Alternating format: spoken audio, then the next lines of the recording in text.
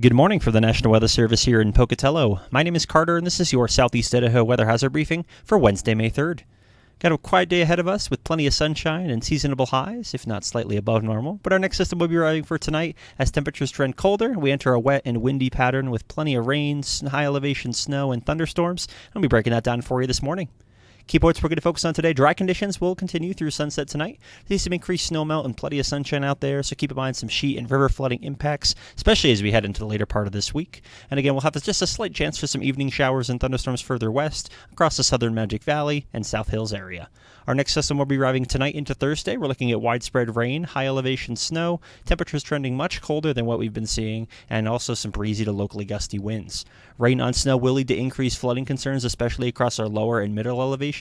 So rivers are already at minor, moderate flood stage in some areas, and we're only going to be adding rain and increased snowmelt to those over the coming days. Temperatures will return to at or below normal levels starting for Friday, so think highs in the 40s to low 60s as a going trend for the later part of this week, as unsettled weather continues into next week with a gradual warming trend early next week. Satellite view this morning, you can see mostly clear skies. Not a whole lot going on out there. Pretty quiet morning, but you can see that area low pressure. This is going to be our main weather maker coming in over the next couple of days. And as this system shifts further northeast into our area, this will be leading to some widespread precipitation impacts and much colder temperatures. Bigger picture for you, you can see that area low pressure here. That's going to be fairly stationary today, but you can see these really strong westerly winds that are going to be pushing this low pressure system up into our area for tonight into Thursday. So that's going to be moving this area of moisture up into our area, and again, looking at some widespread precipitation and thunderstorms. Weather risk outlook for the next 5 days. Main concerns today will descend around some river and sheet flooding impacts with some breezy winds. It's just a slight chance for some thunderstorms. But by Thursday and Friday, we're looking at minor to moderate impacts across the entire area. We're looking at widespread rain, thunderstorms, breezy winds, and mountain high elevation snow. Again, heaviest accumulations will be above 7,000 to 7,500 feet. By Saturday and Sunday, the heaviest precipitation will have shifted further east out of our area, but we are going to continue to see rain and chances for thunderstorms with mountain snow continuing through early next week. Watches, warnings, and advisories. So a lot of hydro stuff going on out there. We got flood advisories, flood warnings, flood watches, and hydrologic outlooks from our neighbors. We'll be breaking down the flood warnings that we currently have out this morning. Antelope Creek at Darlington staying fairly considerate at actionable stage over the last couple days. Expected to stay there through the period. Big Wood River at Hailey. So again, keeping with that minor flood stage, seeing some diurnal fluctuations up there in the central mountains, but overall continuing to see minor flooding impacts at the Big Wood River in Hailey. Little Wood River above High 5 Mile Creek. So again, we saw it peak yesterday about 6.5 feet. Has come down slightly and is a little bit more moderate now, but still in the minor flood stage.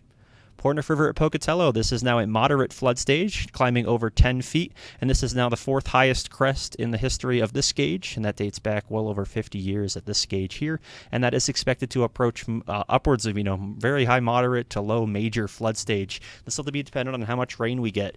Given the nature of convection and thunderstorms, there could be some locally higher totals in some areas, while other areas don't see as much, but we'll be keeping an eye on that as seeing how our rivers respond and keep everyone in the loop. Portneuf River at Topaz, not as impactful as the one at Pocatello, but still at Bankful, seeing the minor flood stage impacts all the way up through Lava Hot Springs, up through that area, and still have flood warnings out for this area as well.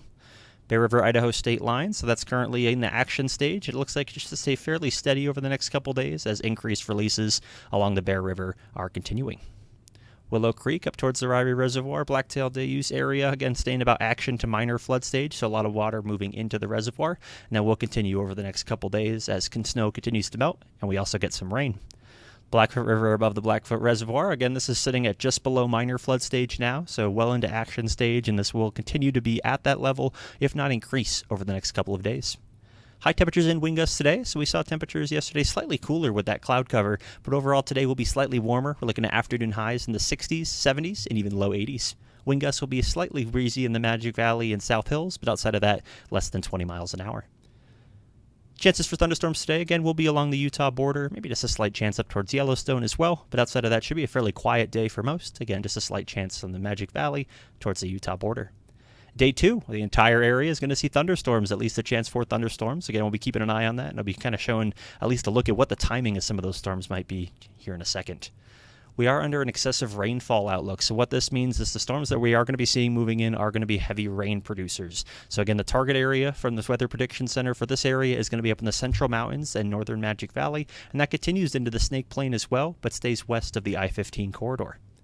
Let's break down the timing for that precipitation. So by tonight, we are going to start to see some showers and potential thunderstorms working through the South Hills. But by tonight, most of that will transition over to some showery type precipitation as it works up into the central mountains.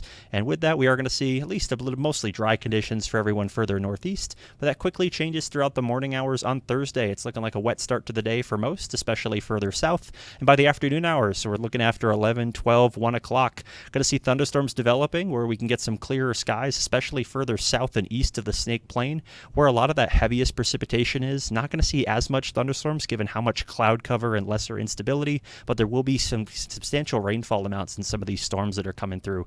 So by 3 o'clock, we're going to see widespread areas of thunderstorms working across the Snake Plain, southern highlands through the South Hills, and those will continue to work northwest throughout the overnight hours into the evening hours as well. So keeping with the chance, these storms will be producing heavy rain, gusty winds, lightning, and small to moderate sized hail at times as well.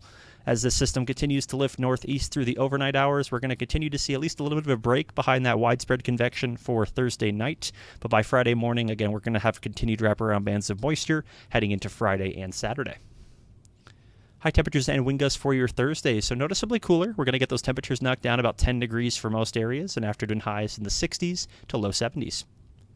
High temperatures and wind gusts for your Friday. So noticeably cooler on Friday. We're seeing those afternoon highs now in the 40s, 50s, maybe some low 60s, but that's going to be pushing it in some areas. But overall, wind gusts on Friday will be pretty breezy, especially out of the southwest for you looking South Hills, Southeast Highlands, up north to the Montana border, generally about 30 to 50 miles an hour. Day 3 severe weather outlook. So again, transfer thunderstorms across the entire area again for Friday. So we're keeping with that active weather trend as we head through the weekend. And day 3 excessive rainfall outlook. So again, this is on Friday. Again, we're keeping an eye on those heavy rain producing thunderstorms. And again, target area for this up in central Idaho and portions of south central Idaho as well. And here's a look at the QPF and rain and snowfall amounts for Thursday into Friday. Again, we're looking at about a widespread 1/4 to 3/4 of an inch.